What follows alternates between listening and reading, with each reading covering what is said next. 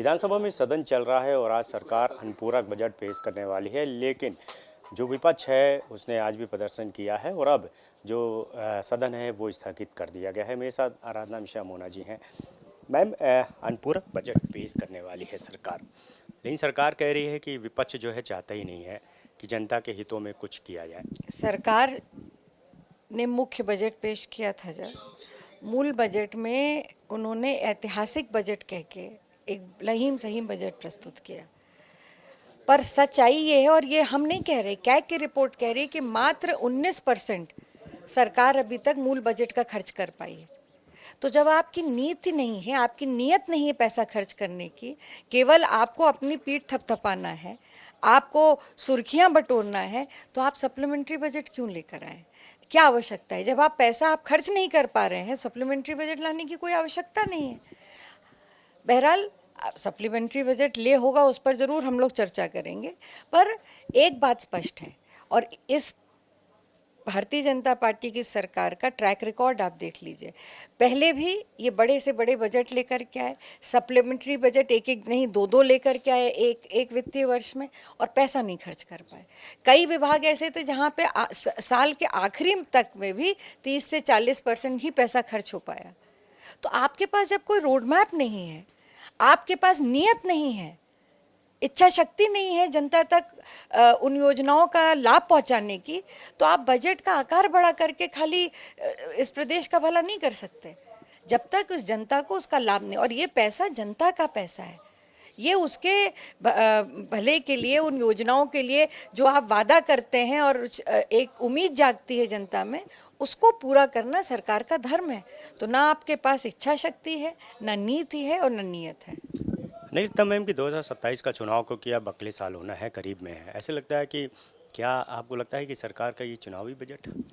देखिए, बजट वो अभी तो एक सेशन और आएगा, बजट आगे प्रस्तुत करेगी। पर मैं एक बात जानती हूँ कि सरकार कोई भी बजट लेके आए, वो जनता के हित के लिए नहीं ला रही है। ये बजट वो ला रही है केवल अपनी वाहवाही लूटने के लिए या अपने फ़ायदे के लिए। जनता से के फ़ायदे के लिए बजट अगर आ रहा होता तो वो पैसा जनता तक पहुंचता, उसका लाभ जनता तक पहुंचता।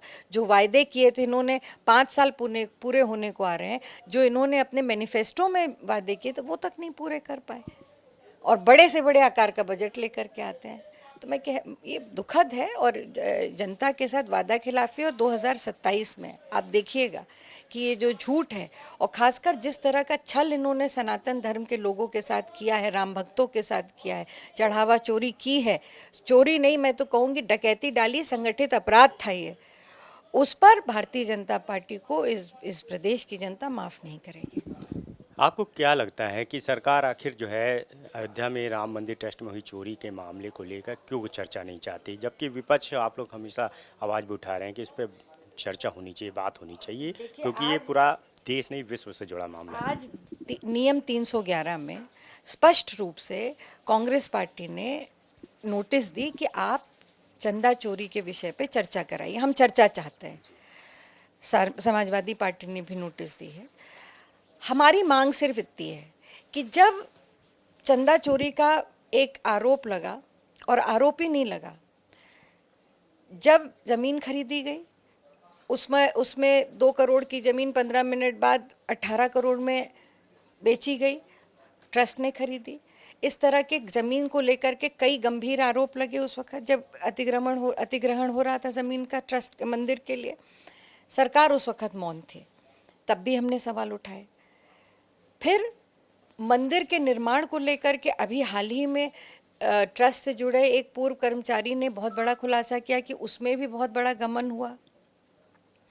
तीसरी बात, जब चढ़ावा चोरी की बात हुई तो SIT बनी, प्रदेश सरकार ने बनाई, और हमें विश्वास था कि SIT बनी है तो कम से कम स्पष्ट रूप से ये बातें सामने आएंगी। बहुत सारी चीज़ें सामने आई, उसी के माध्यम से पता लगा कि कई 100 करोड़ की चोरी हुई, कई आभूषण चोरी हैं जो नहीं मिल रहे हैं। CCTV फुटेज जो आए सोशल मीडिया में, उसमें देखा गया कि कैसे वहाँ के कर्मचारी नोट गिनने के समय जो नोट की गड्डियाँ जेब में रख रहे हैं। ये सारी चीज़ें हमने देखी। SIT के माध्यम से ये भी पता लगा कि CCTV जो है वो निष्क्रिय था। एसआईटी के माध्यम से हमको ये पता चला कि जो एजेंसी को आउटसोर्स किया गया था वहाँ पर काम करने के लिए, वो एजेंसी का कोई भी वेरिफिकेशन नहीं हुआ और आउटसोर्सिंग के कर्मचारियों को वहाँ रखा गया। इस तरह के कई सारे गंभीर विषय सामने आए और जो कि एसआईटी की रिपोर्ट में आए। तो ये एक बहुत बड़ा विषय है, क्योंकि ये केवल किसी व्यक्ति से या किसी समुदाय से नहीं जुड़ा, ये करोड़ों लोगों की आस्था का प्रश्न है, जिन्होंने अपनी मेहनत की कमाई श्रद्धा पूर्वक प्रभु राम के चरणों में चढ़ाई। किसी के पास 100 रुपये था, किसी के पास 10 रुपये था, जो कुछ था उसने वो अर्पित किया। आज उसी की आस्था को आपने इतनी बड़ी ठेस पहुंचाई, तो ये जानना इस प्रदेश की जनता के लिए ज़रूरी है। और आपने एसआईटी को 1 महीने के अंदर कहा था रिपोर्ट आएगी। क्या वजह थी कि सुप्रीम कोर्ट ने आपकी एसआईटी पर ही टिप्पणी कर दी और आपको दोबारा से उसको रिकॉन्स्टिट्यूट करना पड़ा? उसके बाद अभी तक 50 दिन के ऊपर हो गए, रिपोर्ट नहीं सबमिट हुई। तो ये जानना, ये पूछना, ये विपक्ष की जिम्मेदारी है, ये हमारी जिम्मेदारी है। और अगर ये जिम्मेदारी का हम निर्वहन नहीं करेंगे तो हम अपने क्षेत्र की जनता, अपने प्रदेश की जनता से धोखा करेंगे। तो हम चाहते हैं कि सदन में सरकार हम सवाल पूछे, जो सवाल जनता के हैं, राम भक्तों के सवाल उनको पूछे और सरकार उस पर जवाब दे। इसमें ये लोकतांत्रिक व्यवस्था है, संवैधानिक व्यवस्था है, इससे डर क्यों रही है सरकार, क्यों पीछे हट रही है?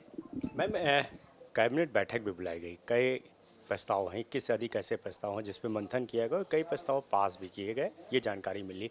आप किस तरह देखिए? देखिए, अब ये तो सरकार का मामला है, क्योंकि अभी तक हम लोगों ने उन पर देखा नहीं कि कौन कौन से प्रस्ताव हैं।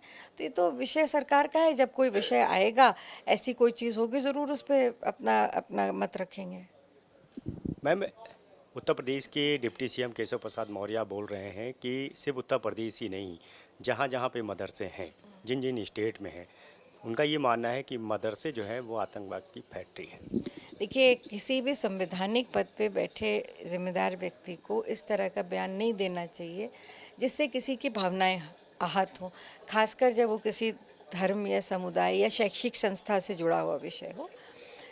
इस चीज़ से अब बचना चाहिए, क्योंकि ये कहीं ना कहीं समाज में एक हीन भावना, एक असमंजसता लाता है। तो मुझे लगता है इससे बचना चाहिए। मैंने क्योंकि उनका बयान देखा नहीं, किस संदर्भ में उन्होंने कहा, तो इसलिए मैं उसमें बहुत कुछ नहीं कह सकती। पर इस तरह के वातावरण प्रदेश में ना बने, माहौल ना बने, ये बेहतर होगा।